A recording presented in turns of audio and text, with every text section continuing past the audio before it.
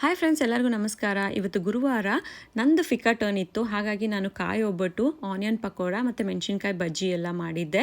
ಇದ್ರ ಜೊತೆ ಸ್ನ್ಯಾಕ್ ಆಗಿ ಚಕ್ಲಿ, ಖಾರ ಮತ್ತು ಸೋನ್ ಪಾಪಡಿ ಕೂಡ ತೊಗೊಂಡು ಬಂದಿದ್ದೆ. ಮಾರ್ನಿಂಗ್ ಬಂದುಬಿಟ್ಟು ನನ್ನ ಪ್ಲೇಸ್ ಹತ್ರ ನಾನು ಬ್ಯಾಗೆಲ್ಲ ಇಟ್ಟಿದ್ದೆ. 9:30ಗೆ ಫಿಕಾ ಟರ್ನ್. ಸೊ ಅಷ್ಟೊತ್ತಿಗೆ ನಾನು ಪ್ಯಾಂಟ್ರಿಗೆ ಹೋಗ್ಬಿಟ್ಟು ಎಲ್ಲನೂ ಅರೇಂಜ್ ಮಾಡಿದೆ. ಕಾಯಿ ಒಬ್ಬಟ್ಟನ್ನ ಒಂದರಲ್ಲಿ 4 ಪೀಸ್ ಮಾಡಿದ್ದೆ. ಫಸ್ಟ್ ಅವರು ತಿಂದು ನೋಡಲಿ, ಅವ್ರಿಗೆ ಇಷ್ಟ ಆದರೆ ಮತ್ತೆ ತೊಗೊಳ್ಳಿ ಅಂದ್ಬಿಟ್ಟು. ನಂತರ ಅವರಿಗೆಲ್ಲನೂ ಎಕ್ಸ್ಪ್ಲೇನ್ ಮಾಡಿದೆ ಯಾವ್ದ್ಯಾವ್ದು ಹೇಗೆ ಮಾಡಿರೋದು, ಏನು ಇಂಗ್ರೀಡಿಯೆಂಟ್ಸ್ ಹಾಕಿರೋದು ಅಂದ್ಬಿಟ್ಟು. ಅವರು ಫಸ್ಟ್ ಇಂಗ್ರೀಡಿಯೆಂಟ್ಸ್ ಕೇಳ್ತಾರೆ, ಯಾಕಂದರೆ ಕೆಲವೊಬ್ರಿಗೆ ಅಲರ್ಜಿ ಎಲ್ಲ ಇರುತ್ತೆ, ಕೆಲವೊಬ್ರು ಸ್ಪೈಸಸ್ ಎಲ್ಲ ತಿನ್ನಲ್ಲ. ಹಾಗಾಗಿ ನಂತರ ನಾನು ಪುದೀನ ಚಟ್ನಿ ಕೂಡ ಮಾಡಿದ್ದೆ ಪಕೋರಾಗೆಲ್ಲ.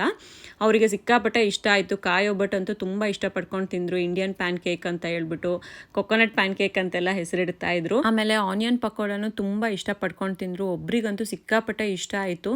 ನೆಕ್ಸ್ಟ್ ಟೈಮ್ ಒಂದು ಬಾಕ್ಸ್ ಪೂರ್ತಿ ನನಗೆ ಮಾಡಿಕೊಡು ಅಂತೆಲ್ಲ ಕೇಳ್ತಾ ಇದ್ರು. ಹೀಗೆ ಸ್ವೀಡಿಷ್ ಪೀಪಲ್ ಇಂಡಿಯನ್ ಫುಡ್ನ ಎಂಜಾಯ್ ಮಾಡಿದ್ದು.